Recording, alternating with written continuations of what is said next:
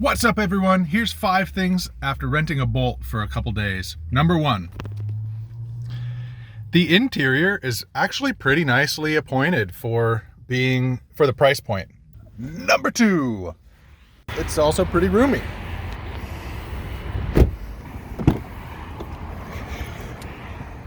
And the back seat too.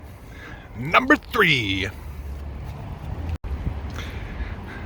The back seat looks like it has a lot of storage, but it's actually not so much if you look at it with scale. Maybe 1 or 2 bags, but not a ton. Number 4, it was actually quite efficient for the amount of miles I drove and how much charge it took.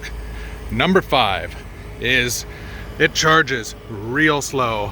We're at 17 kilowatt hour, and it wasn't much more than that even when the battery was really low. So, pro and con there. It's nice and efficient, but it charges slow. I guess related to that last one, there's no battery preconditioning. For the price point, I really like it and would totally get one of these cars. All right, see you next time.